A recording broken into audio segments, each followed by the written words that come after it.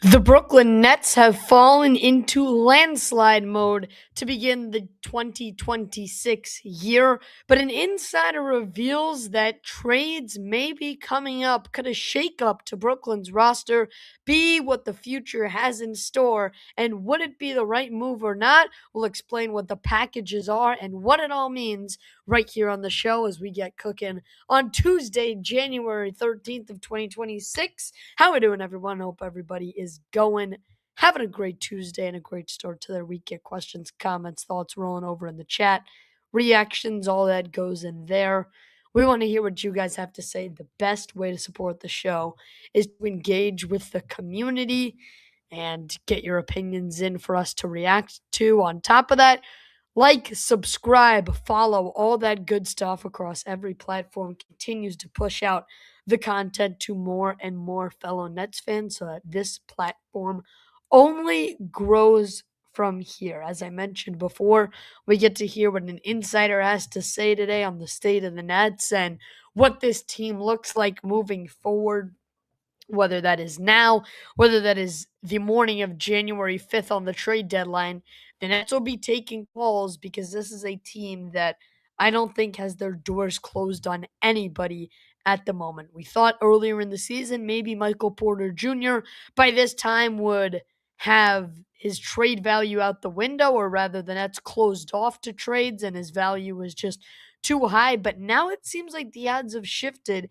The Nets have been playing worse and worse basketball as of recently. Could that be a contributing factor to going on for him to be able to get traded, where initially he wasn't on the trade block? Now all of a sudden you turn around, you have a guy that is on pace to compete with a Nets record in terms of points per game in his first season in Brooklyn, and you're talking about dealing this guy for maybe one first-round pick. So there is a lot to discuss. Some other names that we'll look into are Day'Ron Sharpe, Nick Claxton, and Cam Thomas. Just a couple of the names we hear about in this clip. But let's set up the background. The Nets have lost 7 of their last 8 games, and in many of them, they simply have not looked good. The Clippers game, they lost that one wire to wire. In Dallas, sure, they chipped away in the second half, but they really came out slow against the Mavericks. You think back even a little bit before that, Orlando, it took a miracle comeback from rookie Igor Dioman to even have a chance in overtime at that game.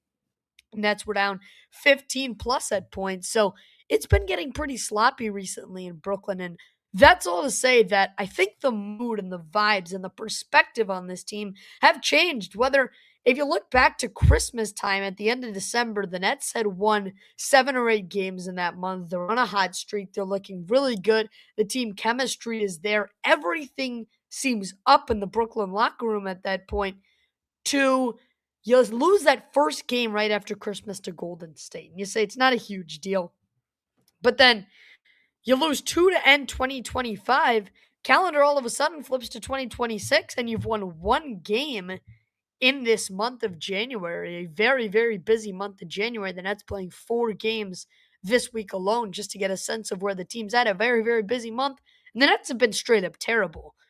So losing 7 of 8, losing their last 4, and many of them in an uncompetitive fashion, I really do think changes the perspective this team had. Whereas it was the rookies are developing well, there's some solid rotational pieces. This team has the foundation they can build into something with a good draft and a good free agency this offseason. That perspective may have shifted, and I think certainly it's going to be something to watch moving forward, whether Jordy Fernandez stays there and it continues to be all about the development. Whereas in the month of December, I do truly think the Nets were doing everything in their power to win. Could you see more of a guy like Ben Saraf up at the NBA level to try and compete here for some minutes? Could you see Nolan Traore, Drake Powell being featured in the starting lineups as an example, if the Nets really fully are embracing that their season is likely in the gutter? These games don't matter anymore. And as a byproduct of that, are thinking, you know what? It might be beneficial to us to get rid of a couple of these big guys at the deadline, not only bolster the future in terms of picks, but also able to set ourselves up for the best pick possible here in the 2026 lottery. So that's the state of the Nets. That's all you need to know heading into this. But the trade rumblings have officially picked up from that December 15th window. was the first point where the Nets were really engaging in talks. It's when Cam Thomas could begin to be getting traded, but early or rather middle of January is when a couple other guys are going to be freed up, specifically Jonathan Kaminga, who we are going to hear from an NBA insider about this exact topic because he has been in multiple trade talks and mock trade situations of a Michael Porter Jr. return package, someone that Golden State is probably looking to get rid of coming off of a disastrous negotiation, excuse me, in the offseason, kind of like that Cam Thomas situation where they couldn't decide between qualifying offer. Kaminga obviously was looking for more than what Golden State was willing to give him. So it's got another one of those dirty situations between a bad reputation and a bad relationship between player and team. So we'll hear about it in this video that I want to play for you guys. So keep your ears out for Jonathan Kaminga. Keep your ears out about the Michael Porter Jr. trade.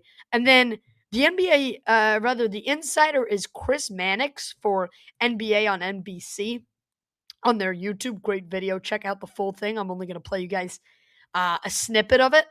Check out the full thing. And NBA on NBC. Chris Mannix is the insider. So keep your eyes out for Kaminga. Keep your ears out for Golden State. Excuse me. And then he mentioned Sharp, Claxton, and Cam Thomas all near the end as intriguing names to watch at the deadline. So we're picking up where Mr. Mannix has talked about how great a season MPJ has had. We'll hear about his contract, why it's movable, and then Golden State's position on all of these. Take a listen.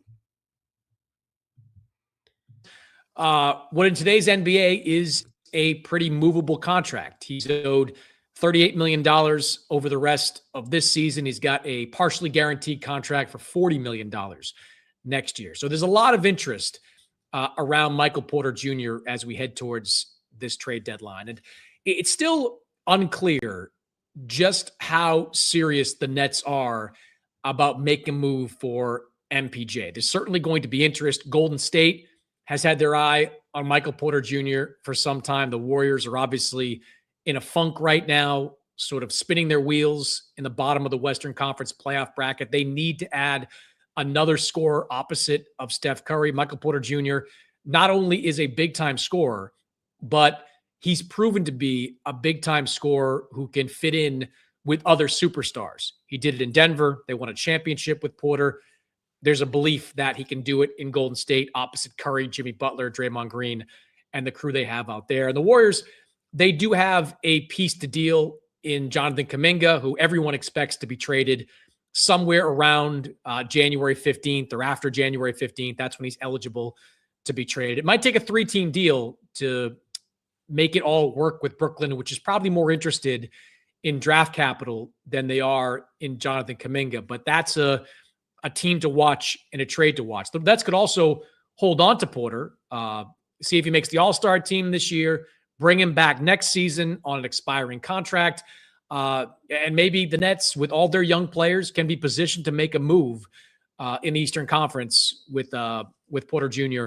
still on the roster. So he's the one guy that a lot of teams out there are looking at and wondering just what the asking price is going to be to extract Porter Jr. I would imagine that it's at least 2 first-round picks to get Porter Jr. Away from Brooklyn. He's just having that good a season, and he's proven to be that good a scorer at the highest level. Porter Jr. is not the only player on that Nets roster that is generating some interest. They've got some very usable pieces that other contenders are keeping their eye on. Nick Claxton, defensive-minded guy in the middle. Day'Ron Sharp, a versatile big that could be intriguing to multiple teams. And they've also got Cam Thomas, who is a walking bucket, but hasn't quite found a role, found a home in Brooklyn. There could be a team out there that wants to take a flyer on Cam Thomas and his scoring ability. So the Nets, as they continue down this road of rebuilding. All right, I'll stop it there. A ton to unpack there from what Chris Mannix of NBA on NBC had to say. Very, very interesting piece. And he said a lot, Nets fans, and a lot that could intrigue you, whether it's he's hearing that there are some teams willing to take a flyer on Cam Thomas, whether it's that Day'Ron Sharp is all of a sudden in these trade buzz talks is he a guy you want to keep around and try to develop a little bit more? But I think where we have to start is Michael Porter Jr., who I think we can agree as a consensus is a trade target. The question now becomes to what avail, to what depth, to what certainty is Golden State willing to compile a package that he mentioned it, Chris Mannix mentioned it, is probably going to require multiple first round picks to get MPJ over to the Warriors. But right now, that's a team that's looking very, very desperate out in Golden State. Steph Curry does not have unlimited years left in the tank. Draymond Green is starting to get restless with Steve Kerr. Jimmy Butler and Steph Curry was this thing that's supposed to work out. All of a sudden, they're fighting for, a play-in spot in the West at this point. So I think the Warriors are certainly a team that could look to make it all in. It just makes sense, right? You're lining it up with the end of Curry's year. MPJ only has 2 years left on the contract, including next year. It just makes all the sense in the world if you're the Golden State Warriors to try and go all in. With that being said, at that point, Jonathan Kuminga is just not going to do it for the Brooklyn Nets. Obviously, there's in no world would that be a 1-for-1 swap. That's just off the table. But here's another guy that, similar to Cam Thomas, can't figure out what his contract looked like this offseason. Didn't realize what his value was. Ended up signing a 2-year, $48.5 million contract in the offseason and a team option on the second year. So for Golden State, there's a chance he's done after this year, Kuminga. But another good point that Mr. Mannix brought up, a 3-team deal might have to be in the works because these are pretty hefty contracts you're working with, whether it's MPJ earning $40 million a year, Kuminga earning almost 25 a year. These are pretty hefty deals. So in order for these to all come out in the wash, in order for these deals and salaries to line up, you might need to incorporate another team in there, kind of how the Nets were that facilitator of the Kristaps Porzingis trade that sent him down to Atlanta. They ended up as a byproduct taking on Terrence Mann's contract to even out the salaries and also getting the 22nd pick, which ended up being Drake Powell. So the Nets have been facilitators in this sense before, and Sean Marks has not been afraid to do it. The question is he willing to get a third team involved to ship Michael Porter Jr. out? What we also heard in that video from Chris Mannix is that it's probably going to take 2+ first-round picks, which is the bare minimum of where my head is at. I was seeing on Twitter, people were talking about, 1 in 3 salaries should work. I'm like, absolutely no way. Like, I mean, you're talking about Kuminga, Buddy Hield. These just are not, it's not going to work for Michael Porter Jr. And I hope that the Nets front office realizes the true value they have in a guy like Michael Porter Jr., how rare it is to have a guy like that on your team carrying probably the worst roster in the NBA to an awesome month of December. But again, does this downward the downward trend rather, have anything to do with this coaching staff maybe changing up the vision and the philosophy? It certainly could. But it's unclear on the level the Nets are willing to go to try and pursue a deal back for him. Are they really working the phone lines, taking any and all suitors, or is it really just, if you don't give us the perfect package, we're going to hang up? So that's something we're not going to know until a trade is evidently facilitated or not. But if you're Sean Marks, this has to be a very, very selective process. This cannot be a situation where you go out there, you listen to some calls, and you figure out the best deal out of those and settle up before the end of January. That just cannot be this case. If you are evidently going to trade a long-term franchise cornerstone and a long-term high-value number 2 option on this Nets team that, by the way, is, as I mentioned, contending for Nets history in terms of points per game in the first season in the Nets franchise. So that's Long Island, New York, New Jersey, Brooklyn. The ridiculous history of this franchise. If you're talking about a guy who's contending with that much of history in the Nets organization, you better at the bare minimum be getting a very, very good package in return. I'm going to say it out loud. Let's just cut to the chase. 2 firsts ain't going to do it for me. 2 firsts is not going to do it. And Chris Mannix described whether MPJ is an all-star or not might fit into this equation. To me, in no world should it. First of all, he absolutely should be. I don't think there's an argument against Michael Porter Jr. being an all-star. Second of all, why would that factor into the equation? I don't need to vote for the guy to be an all-star. I don't need the Knicks to have more fans so they can vote in their whole starting five for me to realize that 28 points a night is special, consistently throwing up 30 plus and hitting ridiculous level shots from three should be normalized. Should be normalized. To be honest, if you're talking about a deal with 2 firsts and a salary, let's be real. You're not expecting that salary to be a long-term piece. You're just trying to equal out the playing field so that the trade can get passed. So what you're really doing is Michael Porter Jr. for 2 first-round picks. And you are lucky if one of those turns out to be half of what he is, especially if you're giving it to a contending team like Golden State, who could be picking in the 20s. That's not going to cut it. It's not. So figure it out. There's other pieces that are tradable. We'll get into that. In no way is his value 2 first-round picks right now. And I don't care about the salary. You can go ahead and leave the Kumingas, the Buddy Hields out of the equation. That means nothing to me. Trade a guy who has value for you right now and you can get a young piece back for, i.e., Day'Ron Sharpe and Cam Thomas, 2 names that were mentioned in that video by Chris Mannix. He mentioned Claxton is a good interior defender that teams are keeping an eye out on, which I absolutely agree with. Has been one of the best NBA shot blockers in recent history. Yeah, there's going to be teams interested in pursuing it, knowing that Brooklyn is willing to take phone calls. But at the end of the day, first of all, we know how much Sean Marks loves Nick Claxton for whatever reason. But I was saying in the offseason, Nets fans had to give Nick Claxton one more year before we could go on attacking about how big of an overpay that was. And I think I was absolutely right. Nick Claxton has had the resurgence he wanted to see this year. So I'll give myself credit there. Sean Marks, I'll give you credit. If you can flip him for multiple firsts. But I'm not doing this thing where you take 1 first in a contract for a guy like Nick Claxton. Don't do it.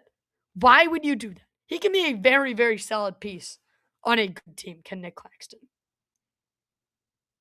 No, I have zero need for a late first-round pick for the guy.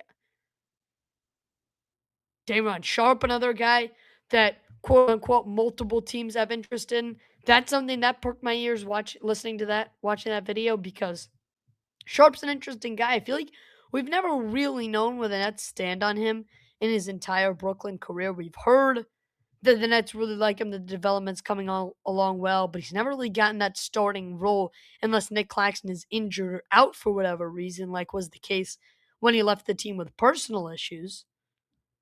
I feel like we've never really had that Day'Ron Sharpe a number 1 center role. But multiple teams having interest in him, according to Mr. Chris Mannix, is very, very interesting. Because you're talking about a situation now where you have a 24-year-old who's unproven in the NBA, but you have multiple teams at the same time with interest in him. I think if I'm Sean Marks, absolutely Day'Ron Sharpe is someone that I would be willing to trade. Absolutely.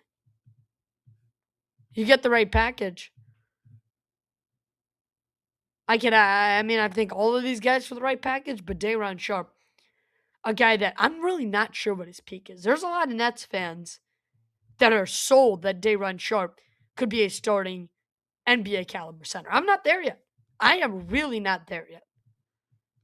He's shown flashes. He hasn't shown consistency.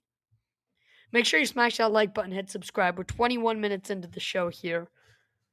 Still waiting on some questions, comments, reactions over in the chat. So if you're tuned in with us live, make sure you do that now. Questions, comments, thoughts. That helps us a ton as we get to interact with you guys in the community. So once you do that, right after like and subscribe, head over to the comment section. Easy. Questions, comments, thoughts immediately. Want to continue to grow the channel at 465 ish now in terms of the subscriber count. Continue to like, continue to subscribe. That's how this channel grows, baby. That's how this community grows. All thanks to you guys. So we appreciate that. Continue to stick with us on the program. We have a ton of exciting guests and such lined up coming up in the near future. And the trade deadline should be very, very exciting. So, again, your one stop shop for all things Nets basketball. Easy money, like and subscribe. That is how you help the channel. And also the comment section, as we have mentioned.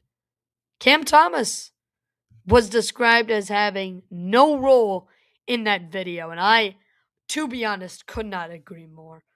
I do not see a world where Cam Thomas sticks around, plays out this contract, and for whatever reason can't find a home elsewhere, whether it's the locker room presence, whether it is his shot chucking and taking away from rookies. For whatever reason, I cannot see a world in which Cam Thomas comes back, or not, unfortunately.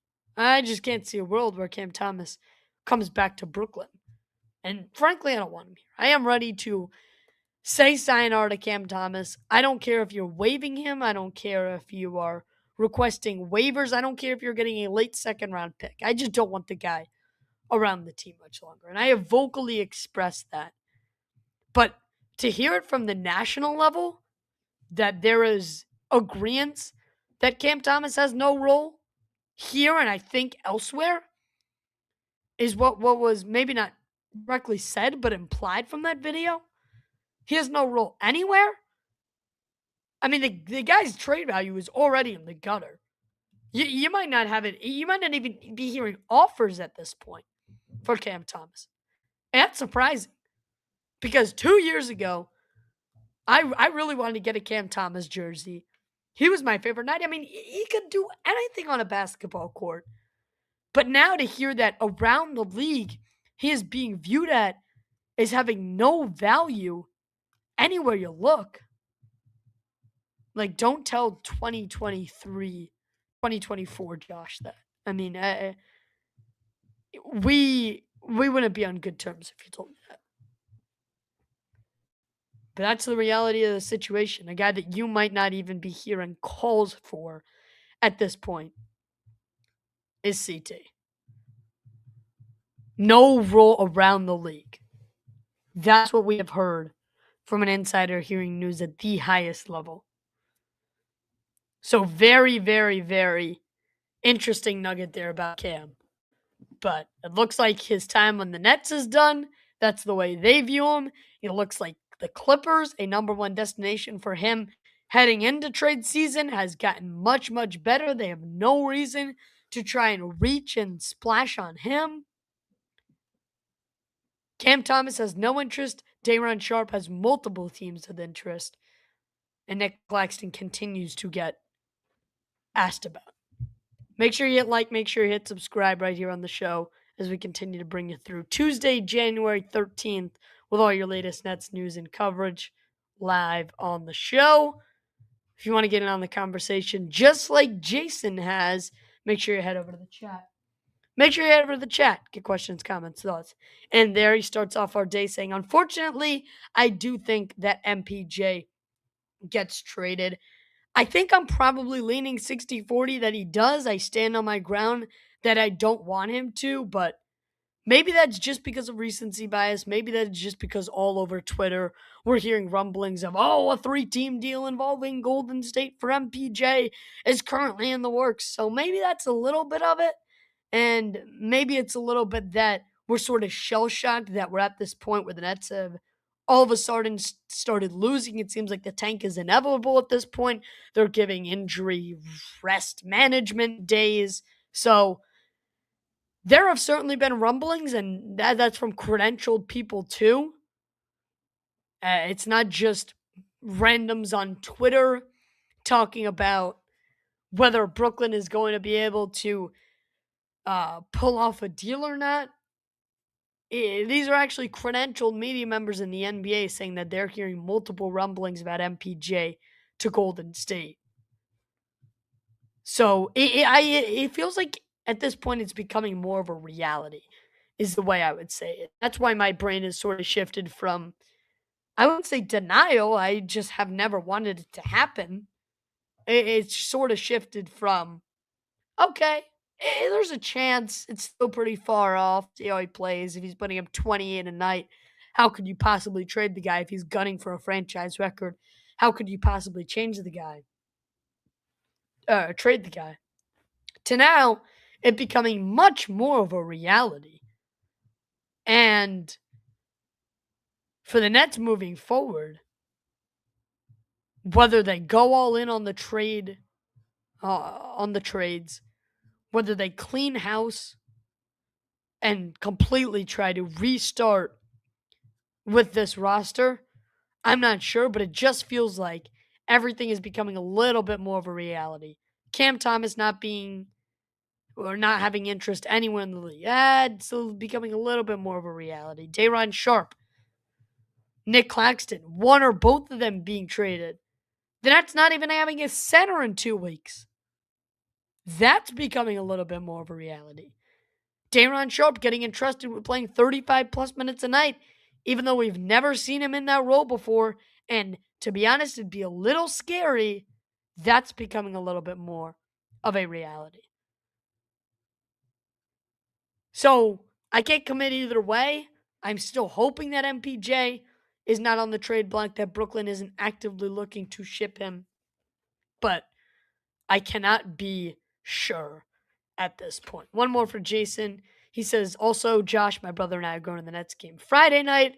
Are you going to be there? Unfortunately, I will not. I think I have a school event that night, so I will not be attending, but have fun. Have a blast at the game. I actually do not know who they are playing on Friday night, so little opportunity for some self-education here. The Bulls. Okay, the Bulls. Friday night at 7:30. So you enjoy that game, Jason. Tomorrow, the Nets are in New Orleans to play the Pelicans for yet another road game. They're third in a row. So they're really making the rounds of the southern, eastern, Middle Eastern parts of the United States, from Memphis down to Texas and Dallas over to New Orleans. 3 very, very, very winnable games, and there's a very, very good chance that the Nets don't come away with any wins. But these are the games that it takes, these one possession coming down to the final stretch games that are between two pretty bad teams, both in the lottery, that are going to make or break this team's odds for getting a generational player in this year's draft. And we know that the draft depth is there, but who's going to turn down a top 3 pick? Certainly not this guy. So you take a look at the updated Tankathon standings, and they continue to be some of the same old, same old. Indiana has actually gone 3-7 in their last 10 games after not winning a game from, I think it was December 6th all the way up through the New Year. So they had a really, really bad month of December. So at this point, the tiebreaker belongs actually to the Pelicans, who don't own their pick. That is Atlanta's pick as part of the trade, I believe, as part of the Bryant trade. I may be wrong.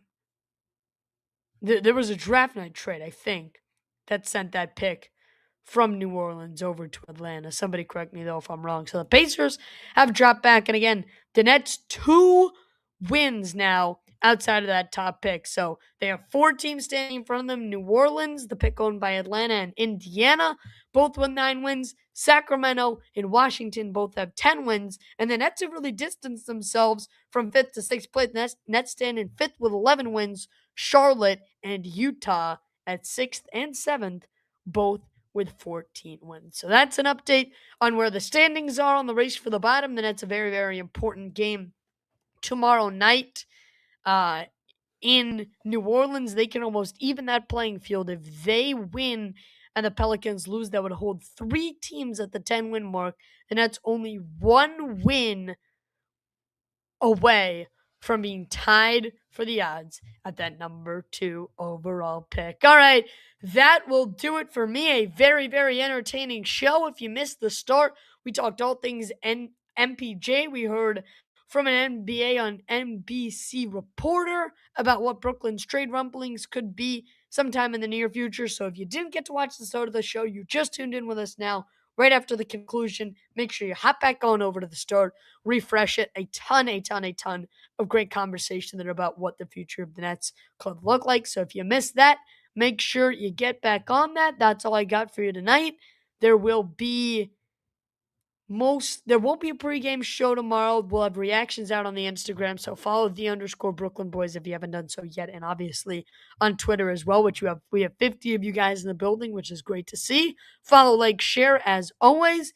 All right, that will do it from me. I'm Josh Williver, signing off from Brooklyn and for the Brooklyn Boys Show, saying have a great night, everybody. Make sure you're liked and subscribed so you don't miss more content. And we'll end it as we always do. Let's go Nets. Good night, everybody. Stay safe.